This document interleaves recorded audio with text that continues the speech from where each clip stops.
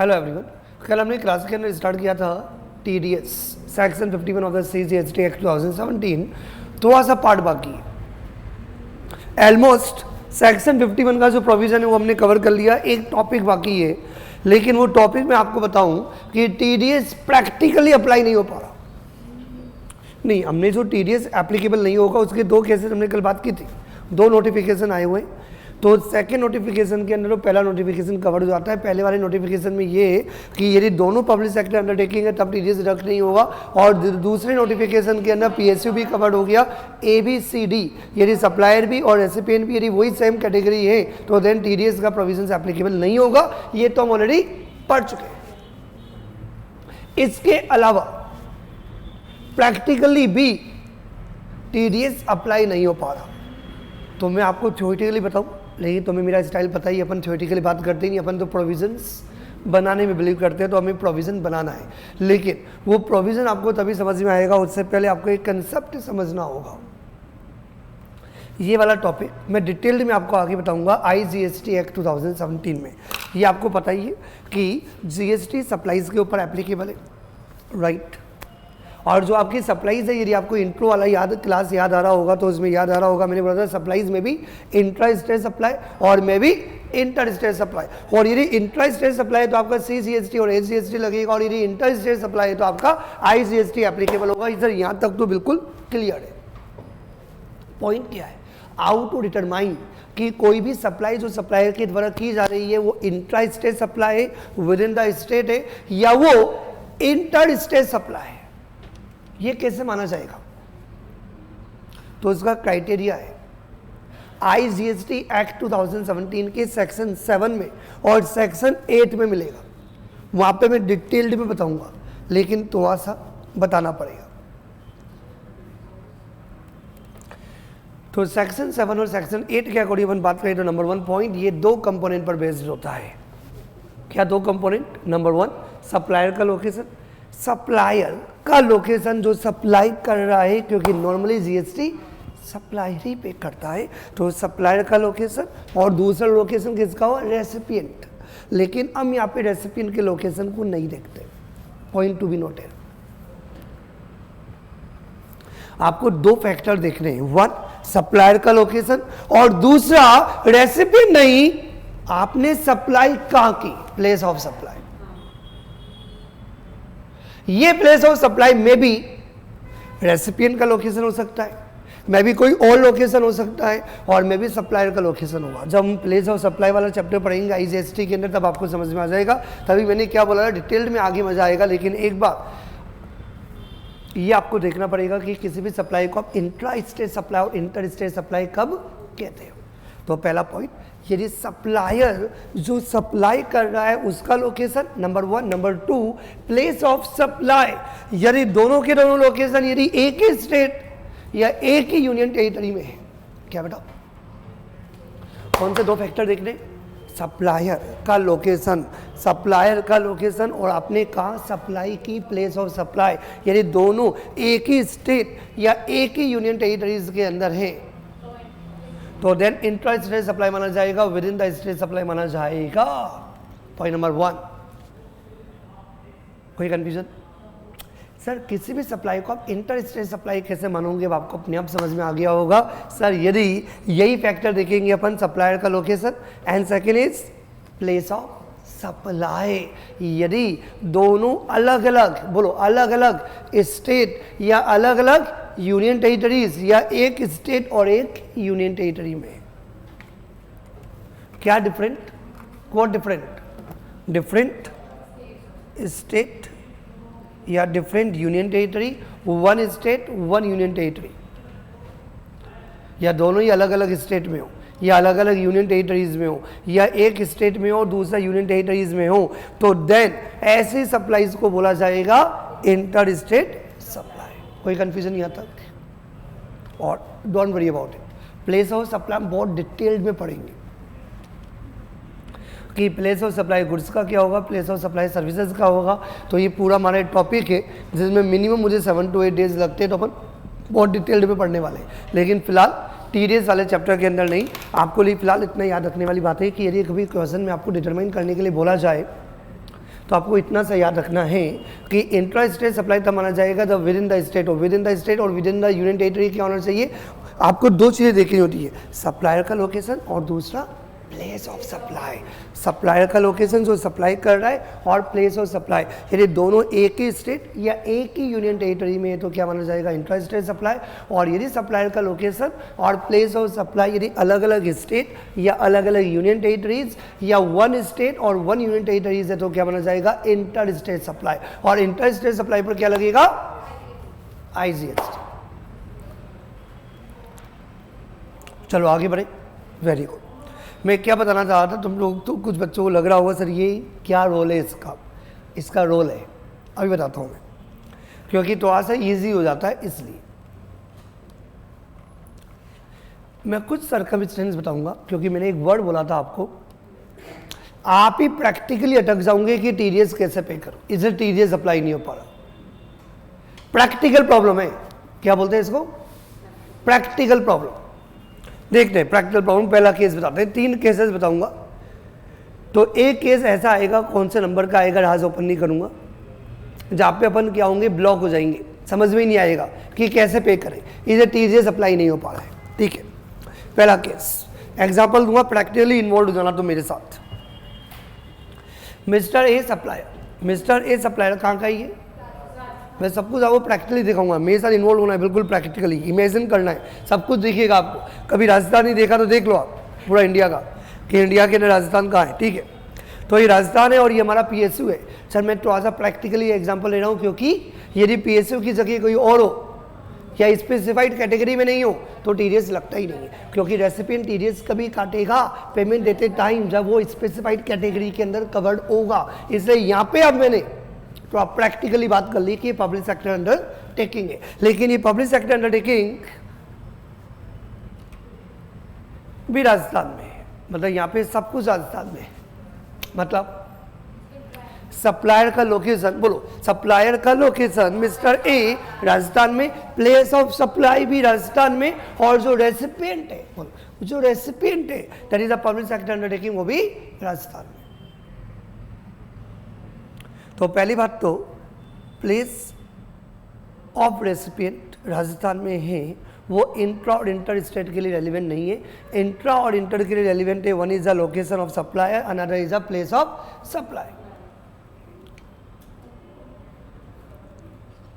तो ये जो लोकेशन ऑफ सप्लायर है एंड ये जो प्लेस ऑफ सप्लाई, ये दोनों क्या है बेटा, राजस्थान में। दोनों कहाँ है, सेम स्टेट। क्या है बेटा, सेम स्टेट।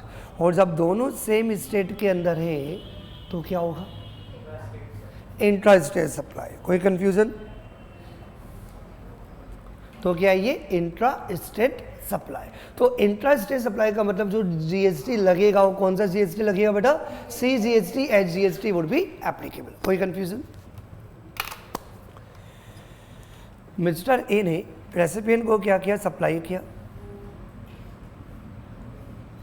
बिल बना के दे दिया। कितने का बिल बनाया बेटा, 4 लाख रुपीज़ का वैल्यू है, 2% का अपना टीडीएस लगेगा, तो 4 लाख का 2%, 4 लाख का 2% क्यों सर, टीडीएस तो रेसिपिएंट काटेगा ना, सप्लायर का क्या लेना देना, सप्लायर तो जीएसटी लगाएगा ना। Very good. तो 4 लाख की वैल्यू है, तो 4 लाख की वैल्यू के ऊपर 18% जीएसटी लगा दिया, 72,000 रुपीज़ का। चेक करना यही आएगा, बिल्कुल यही आएगा। तो 36,000 का CGST, 36,000 का RGST, क्योंकि एस करके कोई भी कॉलम जीएसटी कॉमन पोर्टल पे होता ही नहीं। व्हाट स्टेट थ्योरेटिकली बोलते टाइम थ्योरेटिकली में बोलना पड़ता है, लेकिन प्रैक्टिकली जब मैं पे करता हूँ तो स्टेट थोड़ी पे करता हूँ। प्रैक्टिकली में महाराष्ट्र जीएसटी पे करूँगा, राजस्थान जीएसटी पे करूँगा, दिल्ली जीएसटी पे करूँगा। कुछ समझ में आया बेटा, नाम से पे होता है, एक CGST पे होता है और एक जो भी आपका स्टेट और जो भी आपका यूनियन टेरिटरी उसके नाम से पे होता है। तो कौन सा जीएसटी लगा, RGST लगा। बोलो RGST लगा। समझ में आया कि नहीं आया, सर आया ना। तो 4,72,000 का बिल बन गया। क्या टीडीएस का प्रोविजन एप्लीकेबल होगा, answer is yes. The value is 4 lakh rupees excluding GST. 2.5 lakh से ज्यादा है कॉन्ट्रैक्ट की वैल्यू तो टीडीएस का प्रोविजन अप्लाई होगा। जब भी रेसिपिएंट PSU पेमेंट करेगा उस समय टीडीएस डिडक्ट कर लेगा। तो वाइल मेकिंग अ पेमेंट, हमने माना कि पूरा का पूरा पेमेंट आप एक साथ दे रहे हो, तो 4 लाख का 2% कितना होता है बेटा, 8,000 कैलकुलेट कर लो, इतना तो आना ही चाहिए। तो 4 लाख का 2% इट इज 8,000। 8,000 क्या हुआ टोटल जीएसटी हुआ, 1% क्या हुआ सीजीएसटी हुआ, 1% क्या हुआ एसजीएसटी। बेटा फिर गंदी बात करते हैं, व्हाट एसजीएसटी? हम प्रैक्टिकली पढ़े, थ्योरेटिकली नहीं पढ़े। मैं अभी आपको दिखा रहा हूं कि आप सीएस बन जाओ और आपको कोई बोले काम करने के लिए तो आप इजीली कर सकते हो, क्योंकि S is theoretical not practical. Practically आप क्या पे करोगे, आरजीएसटी पे करोगे ना, तो आपको 4,000 का सीजीएसटी पे करना होगा, 4,000 का आपको आरजीएसटी पे करना होगा। क्या ये आप अपना टैक्स पे कर रहे हो? क्या ये अपना टैक्स पे कर रहे हो? ये सप्लायर का टैक्स पे कर रहे हो। तो सप्लायर का टैक्स कहाँ पे होगा? राजस्थान में। मैं भी कहा हूँ, क्योंकि मैं तो मैं जो रेसिपिएंट होता है वो भी रजिस्टर्ड होता है टीडीएस, तो वो वहाँ रजिस्टर्ड होता है जहाँ उसका लोकेशन है। तो रेसिपिएंट कहाँ है? राजस्थान में। तो क्या वो आरजीएसटी पे कर सकता है? लेकिन इस राजस्थान वाले डीलर को बोला जाता कि आप महाराष्ट्र जीएसटी पे कर दो, तो वो पे कर पाता? क्योंकि वो बोलेगा भैया महाराष्ट्र जीएसटी में कैसे पे करूँ, मेरे तो कॉमन पोर्टल पे आता ही नहीं महाराष्ट्र, मेरे तो सी आता है और आर आता है, क्योंकि मैं तो राजस्थान में रजिस्टर्ड हूँ, या आई पे कर सकता हूँ। तो ये सी पे कर देगा 4,000 का, आर भी पे कर देगा। आर इसलिए पे कर सकता है क्योंकि ये भी राजस्थान में, ये भी राजस्थान में। और जिसको थोड़ा कम समझ में आ रहा हो टेंशन मत लेना, वापस से एक बार देखना थर्ड एग्जाम्पल के बाद, तब आपको 100% कॉन्फिडेंस आ जाएगा कि मैं कहाँ लेके जा रहा हूँ आपकी क्लास को। तो यहाँ पे राजस्थान का डीलर है, क्योंकि ये जो टीडीएस है ना, ये खुद का पे नहीं होता है। ये टीडीएस किसका पे होता है? सप्लायर की टैक्स लायबिलिटी का पे होता है। तो सप्लायर की लायबिलिटी राजस्थान में बनती है, और ये जो रेसिपिएंट है ये भी राजस्थान का है। तो इसलिए सीजीएसटी आरजीएसटी पे कर सकता है, किसका? सप्लायर का। और जैसे सप्लायर का ये टीडीएस 4,000 का पे करेगा, ये सप्लायर के इलेक्ट्रॉनिक केस लेजर के अंदर क्या होगा? That will be credited.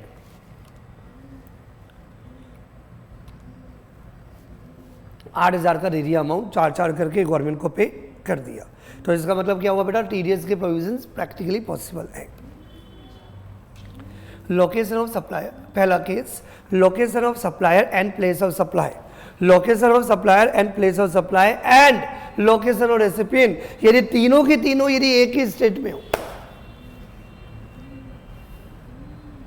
तो लोकेशन ऑफ सप्लाई और प्लेस ऑफ सप्लाई एक ही स्टेट में होने से सीजीएसटी आरजीएसटी लगेगा, और रेसिपिएंट भी यदि उसी स्टेट का हुआ तब आरजीएसटी पे करने में आपको कोई भी प्रॉब्लम नहीं आएगी। तो यदि सप्लायर का लोकेशन, प्लेस ऑफ सप्लाई और रेसिपिएंट का लोकेशन यदि एक ही स्टेट और एक ही यूनियन टेरिटरीज में है, तब आप टीडीएस के प्रोविजंस आपके एप्लीकेबल हो जाएंगे, टीडीएस आपका लगेगा, पॉसिबल है। और जिनको भी अभी लग रहा है कि थोड़ा समझ नहीं आया, कोई प्रॉब्लम नहीं है। थर्ड एग्जाम्पल के बाद ये ऑल क्लियर है, मुझे पता है। डिफरेंट सर्कमस्टेंस नंबर 2, वापस से इन्वॉल्व होना पड़ेगा मेरे साथ। मिस्टर ए सप्लायर, ये राजस्थान का, और ये पीएसयू इस बार महाराष्ट्र, ओके। लेकिन प्लेस ऑफ सप्लाई इस बार बनने कहाँ की है? महाराष्ट्र। सर क्या राजस्थान में भी हो सकती है? वाई नॉट, राजस्थान में भी हो सकती है, लेकिन मैंने एग्जांपल में अभी महाराष्ट्र लिया है। तो सप्लायर का लोकेशन, बोलो मेरे साथ, सप्लायर का location and place of supply, supplier का location and place of supply दोनों अलग अलग स्टेट में, दोनों अलग अलग स्टेट में। और जब सप्लायर का लोकेशन और प्लेस ऑफ सप्लाई यदि अलग अलग स्टेट में, सप्लायर का लोकेशन राजस्थान में और प्लेस ऑफ सप्लाई महाराष्ट्र में, तो क्या लगेगा? क्या लगेगा? आईजीएसटी। क्या लगेगा? आईजीएसटी लगेगा। तो ये आईजीएसटी कौन पे करेगा? रेसिपिएंट। तो रेसिपिएंट के कॉमन पोर्टल पे ऑप्शन क्या क्या मिलेगा महाराष्ट्र का? या तो वो पे कर सकता है, या तो वो सीजीएसटी पे कर सकता है, महाराष्ट्र जीएसटी पे कर सकता है, आईजीएसटी पे कर सकता है। आईजीएसटी पे करने में कोई प्रॉब्लम नहीं है। तो इसका मतलब ये हुआ कि ये जो पीएसयू है महाराष्ट्र का,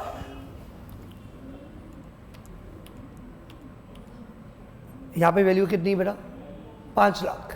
2.5 लाख से ज़्यादा है तो टीडीएस लगेगा। तो वैल्यू कितनी है? 5 लाख। तो 5 लाख का कितना परसेंट? 2%। 2% क्या लगेगा?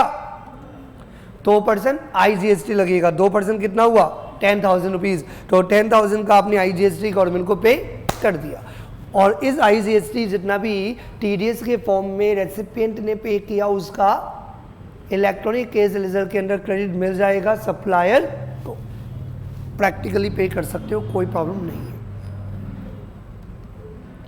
शायद कुछ बच्चों के दिमाग में थर्ड केस बन भी गया होगा, और जिनके नहीं बना होगा देखते ही समझ में आ जाएगा। लेकिन मैं थर्ड केस में जाऊँ उससे पहले मैंने क्या किया, हर कंसेप्ट के एक एग्जाम्पल के साथ, एग्जाम्पल आप कॉपी करना लिखोगे, जैसा मैंने चार्ट बनाया वैसा आप बना नहीं सकते कि राजस्थान बनाने में लग जाना।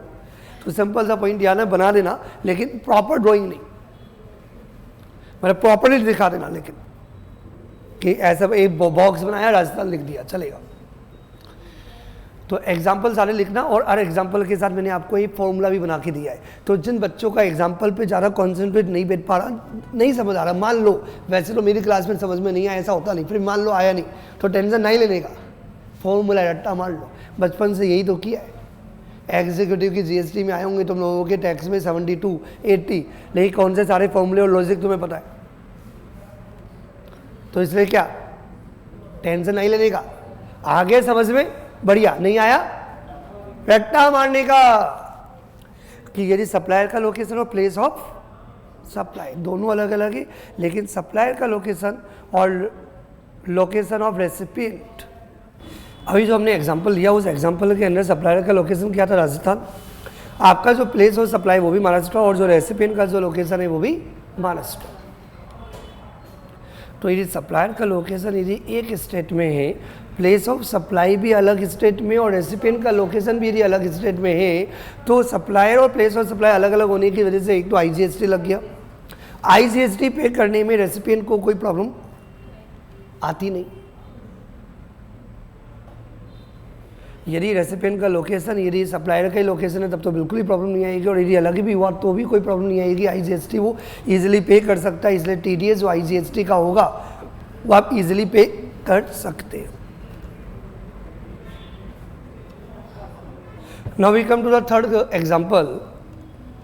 Mr. A, supplier of Rajasthan, PSU recipient in Maharashtra, and place of supply is in Jaipur.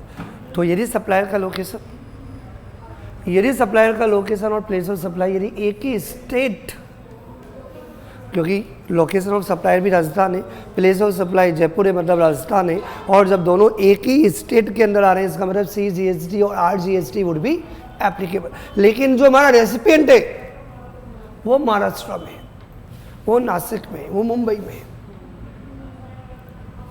या पूना में। तो प्रैक्टिकली हम समझते हैं ये हमारा जो सप्लायर है, सप्लायर ने क्या किया, ये सप्लायर ने अपनी सप्लाईज की, इस बंदे ने अपनी सप्लाईज की किसको, to the recipient, PSU public sector undertaking को, राइट। इसने बिल बना के दिया, 5 लाख रुपए का बिल है। CGST RGST, सर RGST क्यों लगा, क्योंकि सप्लायर का लोकेशन और प्लेस ऑफ सप्लाई दोनों एक ही स्टेट में, इसलिए CGST और RGST would be applicable at the rate. ये थोड़ा सा मिस्टेक है, इसको करेक्ट कर लेना। ये अपना 2% नहीं होगा, ये अपना कितना होगा 18% का जो भी एप्लीकेबल होगा वो लगा देना। बट अपन क्या करते हैं, अपन थोड़ा सा ईजी बनाने के लिए 10% ले लेता हूँ। फॉर एग्जाम्पल GST का रेट 10% एप्लीकेबल है, वैसे 10% लगता नहीं है लेकिन समझने के लिए, फॉर एग्जाम्पल 5 लाख की वैल्यू, 5 लाख की वैल्यू पर GST आपका टोटल 20% लग गया, 10% CGST, 10% HGST। एस मतलब आर क्यों, क्योंकि ये कोई कंफ्यूजन, तो CGST RGST लगा दिया, 10%, 20% का आपका GST लग गया, टोटल वैल्यू आ गई आपकी कितना, 5 lakh plus 50,000 plus 50,000 that is the 6 lakh rupees का बिल बना दिया। कितने का बिल बना दिया, 6 लाख रुपए का बिल बना दिया, और 6 लाख रुपए का बिल बना के आपने रेसिपिएंट को दे दिया। तो ये 6 लाख का बिल आपने जब रेसिपिएंट को दिया महाराष्ट्र का, तो महाराष्ट्र का बंदा क्या बोलेगा, महाराष्ट्र का बंदा बोलेगा TDS हमें डिडक्ट करना ही पड़ेगा, क्योंकि वैल्यू 5 लाख मतलब 2.5 लाख से ज़्यादा है, और जब वैल्यू 2.5 लाख से ज़्यादा होती है तो क्या होता है, TDS लगता है। और जब TDS लगेगा तो क्या होगा बेटा, TDS आपको गवर्नमेंट को पे करना पड़ेगा, और यहाँ पे जो TDS एप्लीकेबल होगा वो कौन सा एप्लीकेबल होगा, वो CGST और RGST एप्लीकेबल होगा। तो CGST आपका कितना है, 5,000 रुपीज़, और RGST कितना है, 5,000 रुपीज़, टोटल 10,000। तो क्या ये पॉसिबल है पे करना, क्योंकि आप कहाँ जो रेसिपिएंट है, जो PSU है, जो TDS डिडक्ट करने के लिए लाइबल है वो महाराष्ट्र का है। जब महाराष्ट्र का बंदा अपने GST कॉमन पोर्टल पे जाएगा, क्योंकि महाराष्ट्र में रजिस्टर्ड है, तो वो RGST कैसे पे करेगा,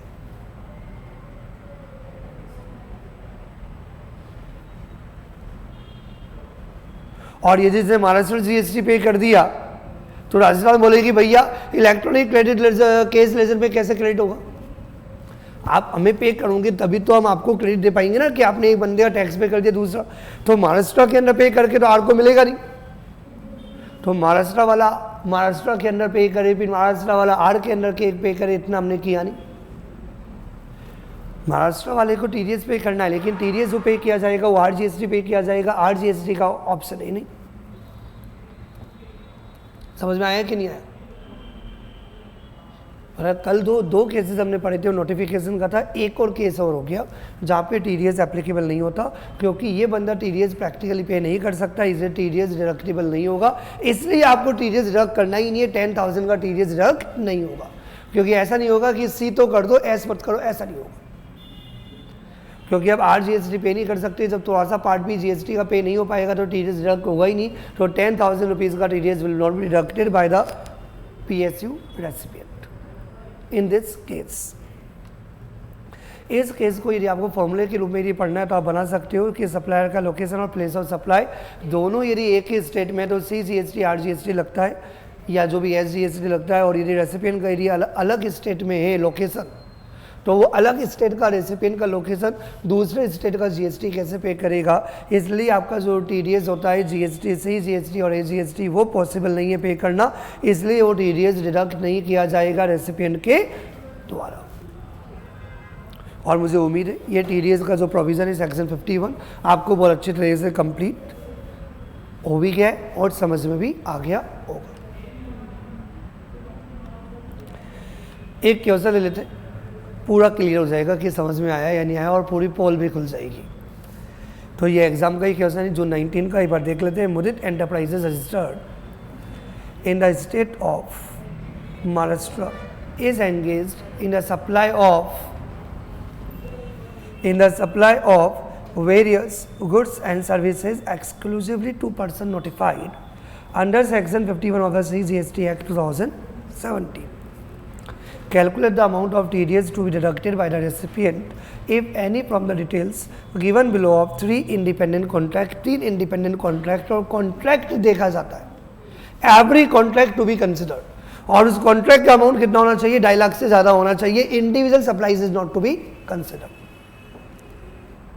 और जब भी पेमेंट किया जाएगा पेमेंट पर TDS डिडक्ट होगा यदि कॉन्ट्रैक्ट का वैल्यू 2.5 लाख से ज़्यादा है तो यहाँ पे 3 कॉन्ट्रैक्ट्स है, तीनों कॉन्ट्रैक्ट इंडिपेंडेंट है तो हर कॉन्ट्रैक्ट का कैलकुलेशन आप अलग करोगे। बिल्कुल सही बात। प्लेस ऑफ सप्लाई आपको दिया हुआ है। पहली बात तो सप्लायर कहाँ है बेटा, तो सप्लायर का लोकेशन आपको मुंबई दिया हुआ है।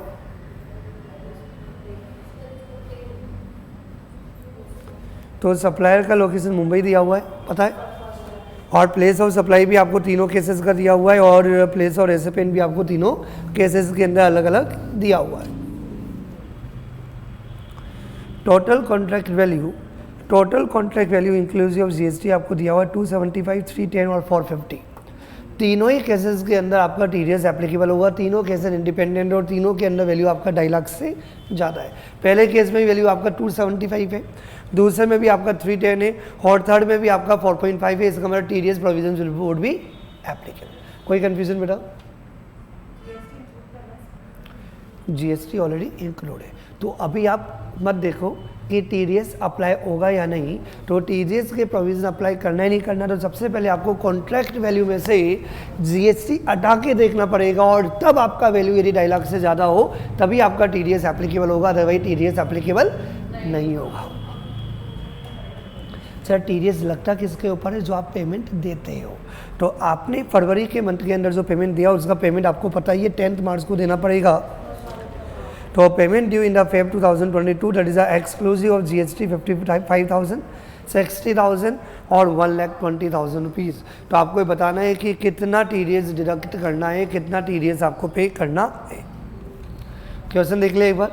ये क्वेश्चन तुम लोग कंपाइलर से भी देख सकते हो, अपन एक बार क्वेश्चन साथ में करते हैं।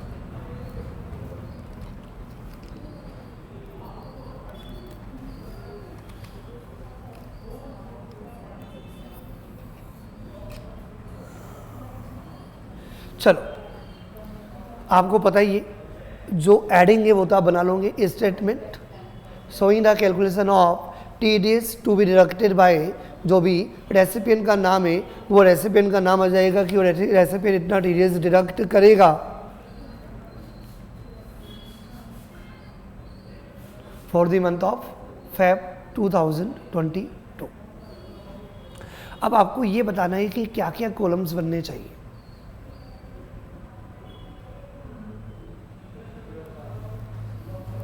बताओ बताओ।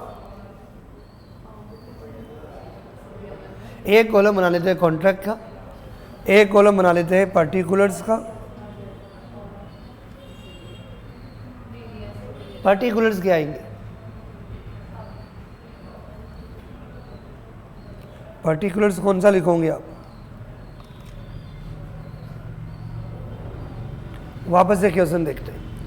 तो एक तो आपको 3 कॉन्ट्रैक्ट है, तीनों का अलग अलग कैलकुलेट करना है। कॉन्ट्रैक्ट 1 का TDS अलग निकाल लेंगे, कॉन्ट्रैक्ट 2 का TDS अलग निकाल लेंगे, कॉन्ट्रैक्ट 3 का TDS अलग निकाल लेंगे। आपको लॉ में कोई फॉर्मेट तो दिया हुआ नहीं होता, अपन ही फॉर्मेट बनाते हैं।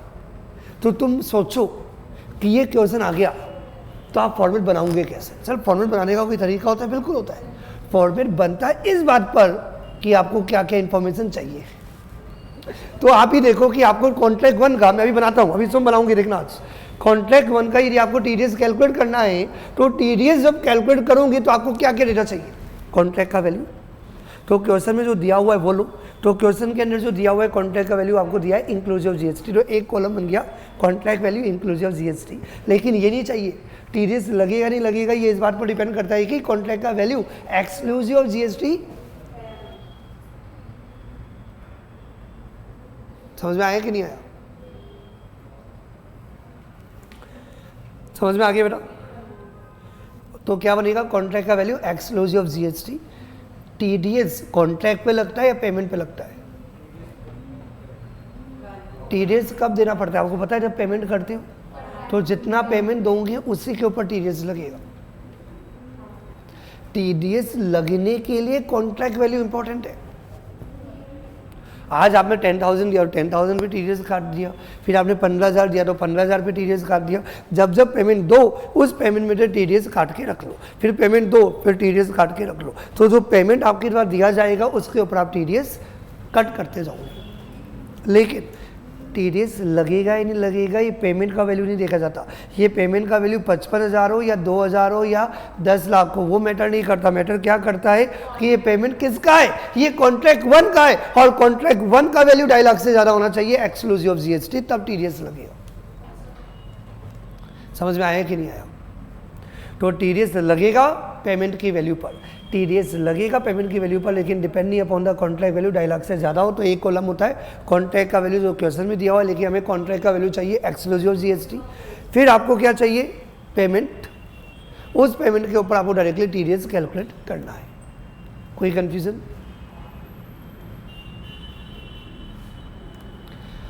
उसके अलावा एक बात और प्रैक्टिकली आपको याद रखनी पड़ती है कि जो TDS जो आप डिडक्ट करोगे वो CGST करोगे या SGST करोगे, RGST करोगे, और वो भी आपको चेक करना पड़ेगा कि प्रैक्टिकली पे हो पाएगा या नहीं।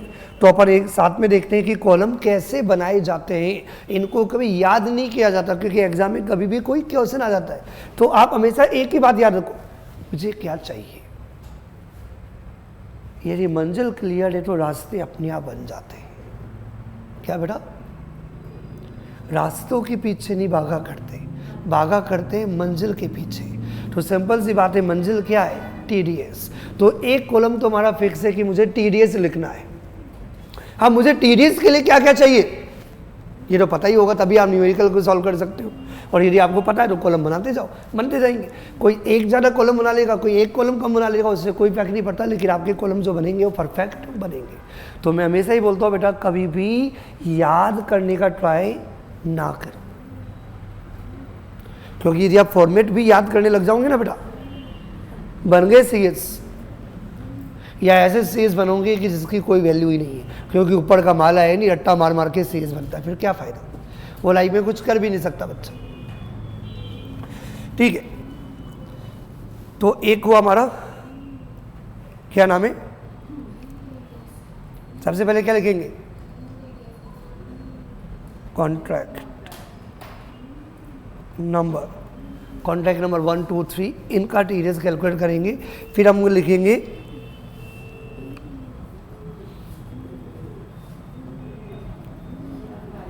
कॉन्ट्रैक्ट वैल्यू जो क्वेश्चन में दी हुई है इंक्लूसिव ऑफ जीएसटी।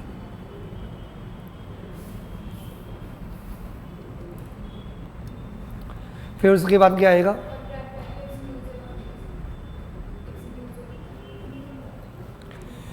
फिर उसके बाद आएगा contract value exclusive of GST.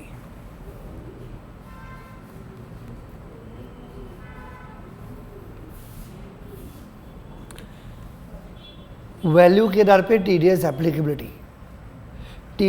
Applicability on the basis of value, क्योंकि वैल्यू 2.5 लाख रुपए की देखनी पड़ेगी ना, तो वो भी एक क्राइटेरिया होना चाहिए। आप चाहो तो उसको यहाँ पे कॉलम में डाल दो या वर्किंग नोट में डाल दो, लेकिन आपको हर कॉन्ट्रैक्ट का लिखना पड़ेगा कि 2.5 लाख से ज़्यादा थी या नहीं थी। तो यहाँ पे बना दिया या अलग से बना दिया। और वैसे आपको मेनली क्या चाहिए, इसके ऊपर डायरेक्टली आपको टीडीएस कैलकुलेट करना है। तो टीडीएस का रेट कितना है, 2%। तो अपने पास जगह है, तो अपन एक काम करते हैं, टीडीएस एप्लीकेबिलिटी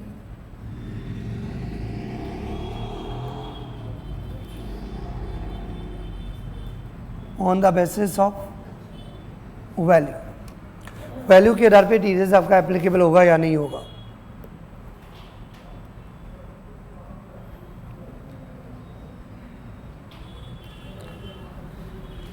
और आपको आप चाहो तो लिख सकते हो और चाहो तो अवॉइड भी कर सकते हो location of supplier and place of supply, क्योंकि वो ये बताता है, क्या बताता है,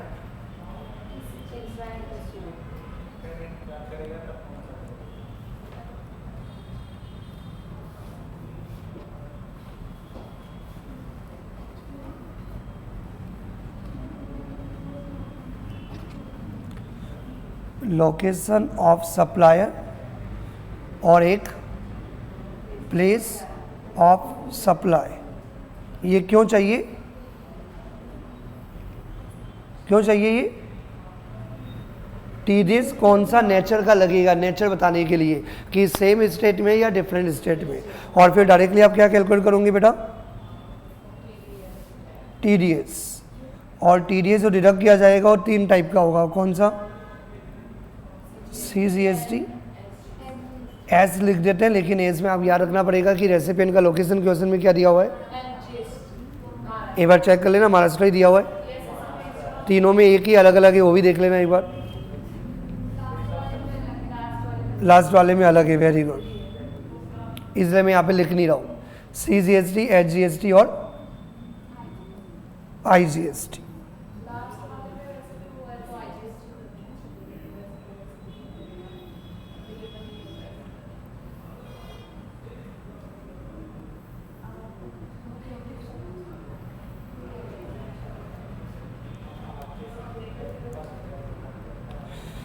यस, क्वेश्चन देखते जाओ बेटा। क्वेश्चन के अंदर नंबर 1 कॉन्ट्रैक्ट 1 आपको दिया हुआ है। कॉन्ट्रैक्ट 1 के अंदर सबसे पहले आपको क्या लिखना है, कॉन्ट्रैक्ट 1 के अंदर सबसे पहले आपको लिखना है contract 1, contract value inclusive of GST. कितना अमाउंट है बेटा, 2,75,000 में 2% हटा दो,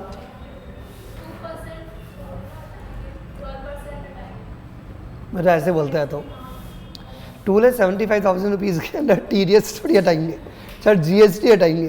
तो जीएसटी कितना है, 12%। तो जीएसटी आपका कितना है, 12%। सर कहाँ लिखा हुआ है, take the rate of GST 12%, I लगेगा तो 12, अदरवाइज 6 और 6। लास्ट लाइन, क्वेश्चन की लास्ट लाइन। तो जीएसटी का रेट 12% है। तो 2,75,000 2,75,000 में से 12% हटाओ,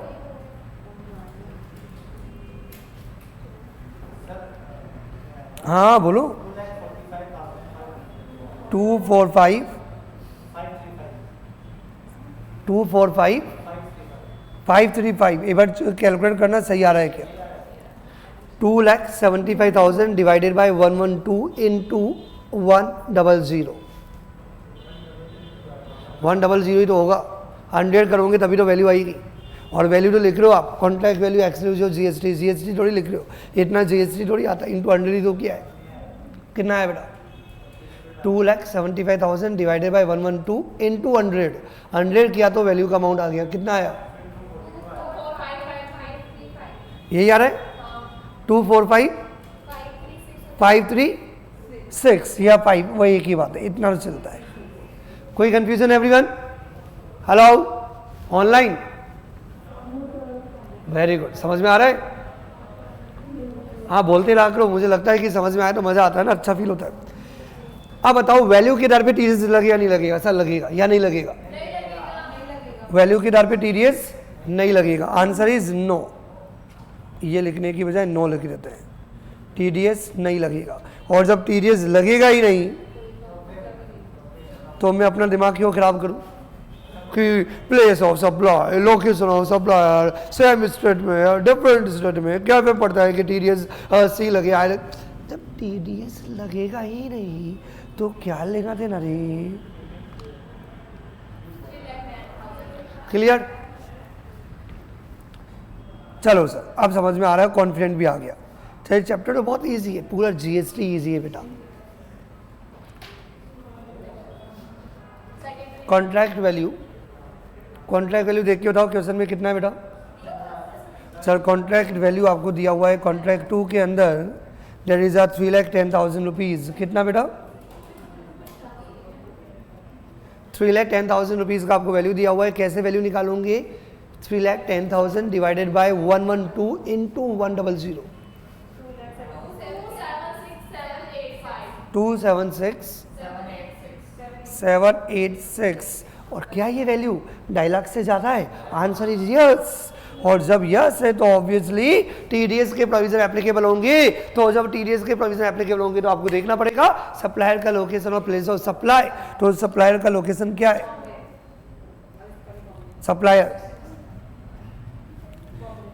सप्लायर तो मुंबई का है, सप्लायर तो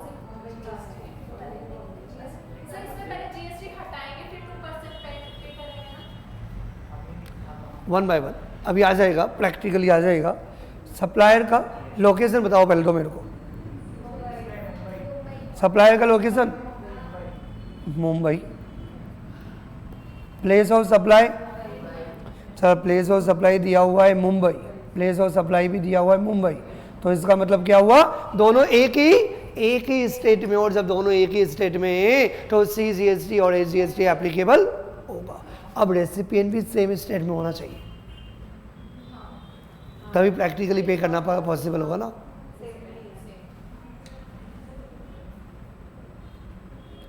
तो रेसिपिएंट का लोकेशन क्या है? सर रेसिपिएंट भी सेकंड केस के अंदर, कॉन्ट्रैक्ट के अंदर मुंबई में ही है।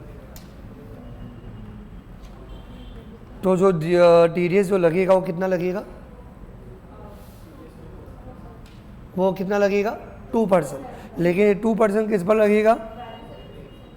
बातें करते करते मैं ध्यान दिया नहीं, टीडीएस कैलकुलेट कौन से अमाउंट के ऊपर होगा, कौन से अमाउंट के ऊपर लगेगा? तो आपका एक कॉलम और बनेगा, कौन सा? Payment due.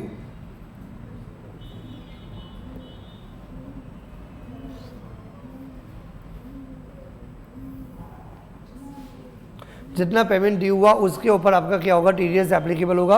तो मुझे बताओ कितना पेमेंट ड्यू हुआ, कितना पेमेंट आप कर रहे हो फरवरी मंथ के अंदर? 60,000 रुपीज़। और 60,000 के ऊपर ऑलरेडी जीएसटी इंक्लूड नहीं है। देख लो बेटा, payment due in the Feb 2022 exclusive of GST. तो इसका मतलब ये हुआ कि फरवरी के अंदर जो आपका पेमेंट है उसका टीडीएस आप मार्च में पे करोगे, 10 मार्च आपको याद है ही, लेकिन जो फरवरी का जो अमाउंट है वो 60,000 का पेमेंट है। और आपका कॉन्ट्रैक्ट का वैल्यू 2.5 लाख से ज़्यादा है, कॉन्ट्रैक्ट का वैल्यू 2.5 लाख से ज़्यादा है, तो टीडीएस लगेगा। लेकिन टीडीएस लगेगा जो आप पेमेंट दोगे वाइल मेकिंग द पेमेंट।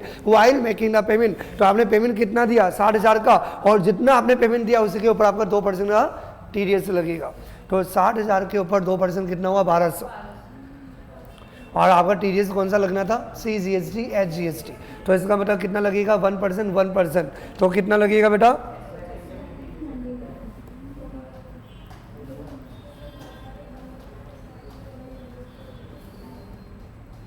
किन किन को समझ में नहीं आया बेटा? आया समझ में? लास्ट बेंच बेटा, समझ में आया?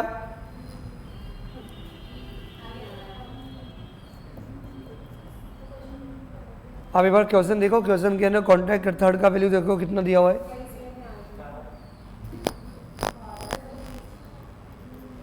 हाँ, थर्ड कॉन्ट्रैक्ट के अंदर कॉन्ट्रैक्ट का value inclusive of GST 4,50,000 rupees दिया हुआ है।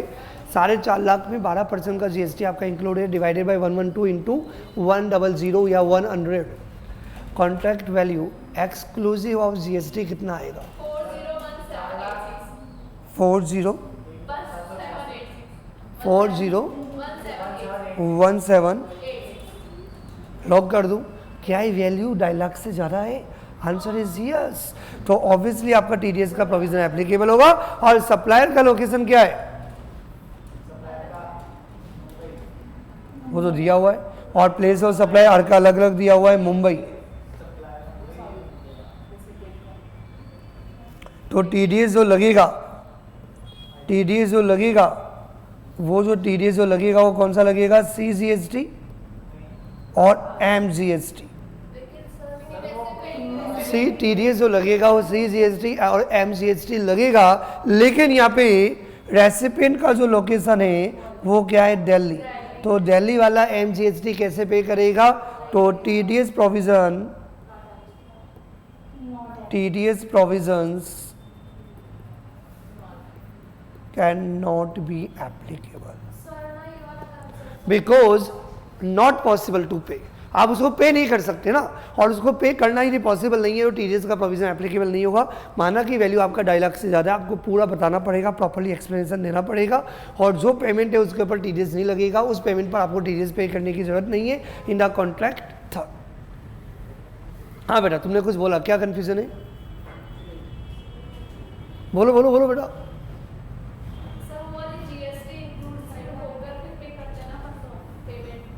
क्या?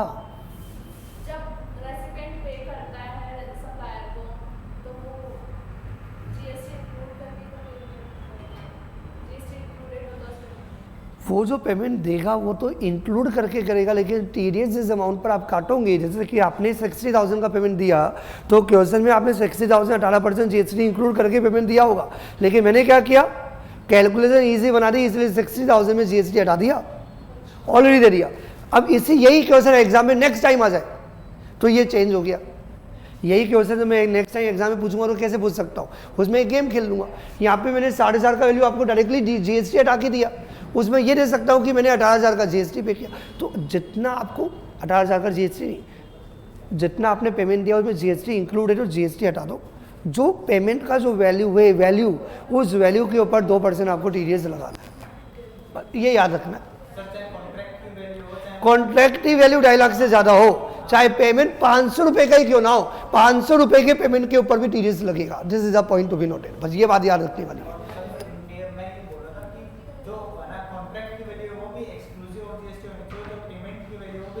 हाँ, कॉन्ट्रैक्ट एक्चुअली आप जीएसटी जो टीडीएस जो लगाओगे वो जीएसटी के ऊपर थोड़ी लगाओगे बेटा, बस इसलिए जो आपने पेमेंट दिया वो जीएसटी हटा के लगेगा। पेमेंट के अमाउंट पर जो जीएसटी के अलावा जो अमाउंट है उस पर 2% का टीडीएस लगा के गवर्नमेंट को पे करना है। और जब आप चेक करोगे कि टीडीएस अप्लाई होगा या नहीं होगा, तो कॉन्ट्रैक्ट की वैल्यू के अंदर जीएसटी आपको हटाना है। और यदि आपको याद नहीं है तो सेक्शन 51 जो अपनी पहली क्लास है उसमें मैंने बहुत बढ़िया सा चार्ट बनाया था, उसमें क्लियरली लिखा हुआ है कॉन्ट्रैक्ट वैल्यू ब्रैकेट में एक्सक्लूसिव ऑफ जीएसटी।